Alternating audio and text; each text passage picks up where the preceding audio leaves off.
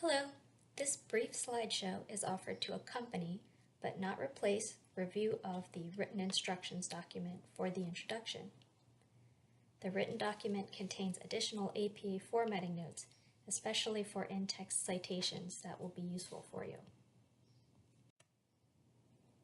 The introduction is the first draft you will be submitting for your research paper. But what is an introduction, and what information should it contain? Simply put, the purpose of the introduction is to set the tone of the essay and engage the reader. How well you do this determines whether or not your reader keeps reading. You may have great expectations for yourself, for your paper, but we're going to start with just the expectations for the introduction. The introduction seeks to present the problem, prove its importance, and present your opinion on it. Now, these three attributes of the introduction are also known as background information, context, and your thesis. And these are the three items that you need to have for a successful introduction. The first, presenting the problem, proves to the reader that there is a problem and that you've researched it. So this section should have references, maybe 2. The next part, proving its importance, is showing context for the argument that you're about to provide. So in this section, you would be telling the reader why it is important now and why we need to solve this problem. Again, you're going to cite, so if there's any recent studies or information that we should know about, this is going to provide context for your current argument. The third is presenting your opinion on it. So this is your thesis, and you'll end your introduction section with this. This is an argumentative statement. It's not an observance of a fact that everyone already knows. This is a statement that's going to show your opinion on this controversial topic and set the stage for proving it later in the body. Altogether, the introduction should be about 1 to 2 pages.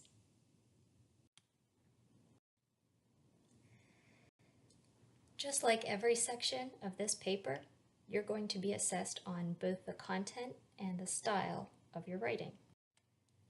Content refers to the ideas that are present in your paper. In your paper, you're going to be describing the problem or the issue first.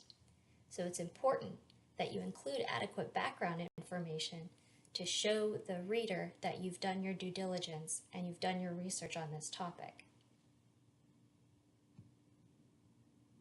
For example, if you intend to argue that medical marijuana should be legalized in all 50 states, then it would be important to include historical data showing that marijuana was traditionally used medicinally, as well as commercially, until relatively recent legislation outlawed its use.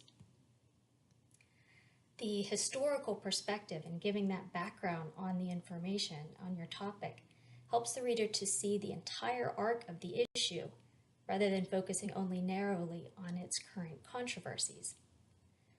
What this tells us is that frequently we are very short-sighted with a problem that's present in society, but understanding its history can tell us a little bit more about how it's evolved socially, politically, etc.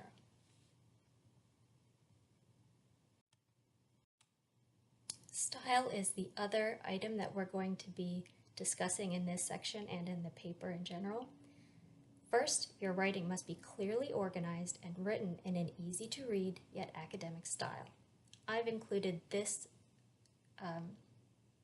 picture to show you that the typical 5-paragraph essay outline, something like this, can also work for a research paper. You need to decide what your thesis is going to be, and then you're going to support that in the body. Regarding the introduction, you need to have topic sentences that clearly outline each section of the introduction that you plan on writing. The introduction must contain source information that is properly documented using APA formatting rules. This means that you are not writing the introduction based on what you just happen to know about the topic.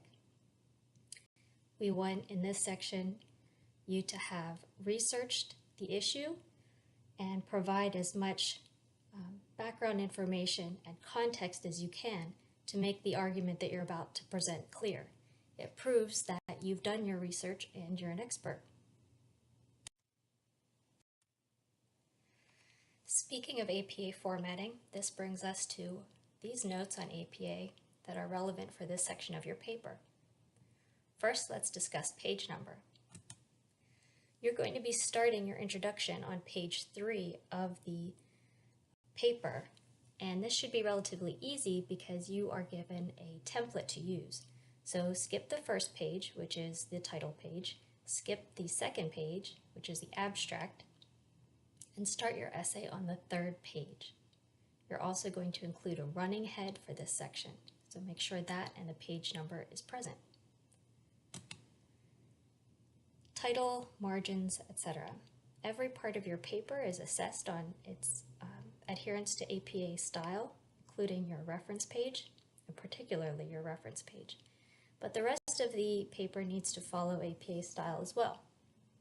This means title, margins, font, size, all of that.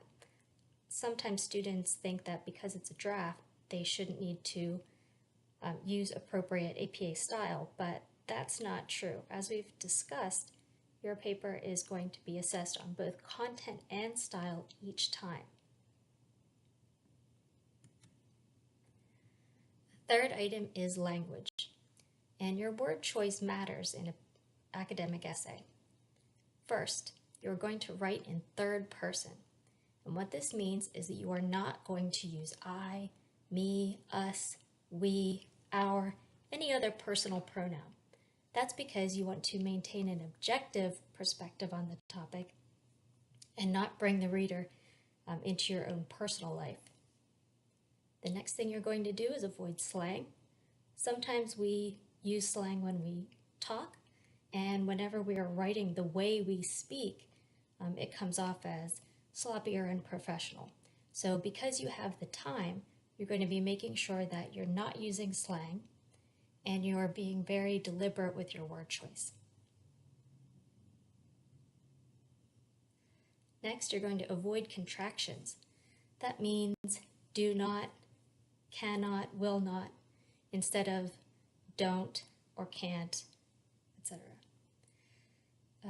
Using contractions in your writing tends to make it seem less professional. And whenever you're using contractions in an academic essay and as you're writing, it also sort of puts you in a state of mind that's a little bit less professional. But if you force yourself to use no contractions in your writing, you're going to step up the rest of your phrasing as well. So it really is something that's a good habit. Last, you're going to use college-level words and phrasing. So that means that we're not going to use words like huge or so much, really, things that are descriptive words that don't have a very specific meaning. As often as you can, be very specific with what you mean. Think about it like this. If someone whose first language was not English read your paper, they might understand most of the words, but if you use slang that's only particular to your region, or you say something like off the cuff, that's an idiomatic expression that is, first of all, not specific enough for academic writing, but it also is essentially meaningless. When you're writing academically, you want to be as objective and clear as possible.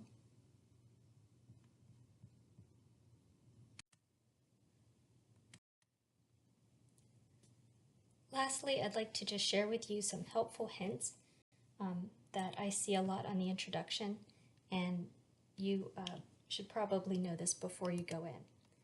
So first of all, you are not going to be citing dictionaries or encyclopedias.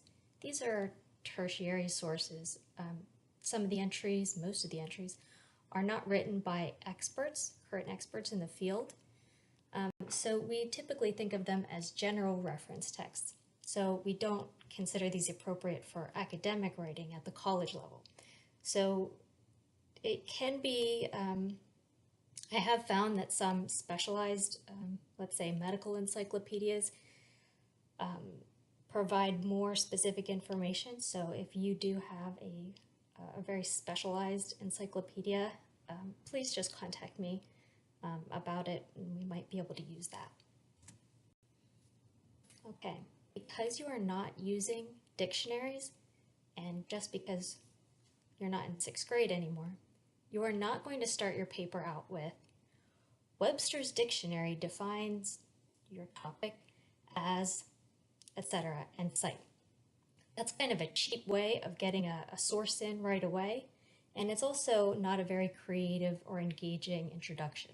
So I would definitely avoid that particular way of introducing your topic, and instead choose something like an interesting quote or even a statistic that's particularly interesting or fascinating or surprising. What I would not suggest is a lot of questions. You should not be using questions in an argumentative research paper because, number one, your reader can't answer you, and number two, because you should have all of the answers at this point because you are the expert. Asking questions is a good rhetorical device, more so for speeches.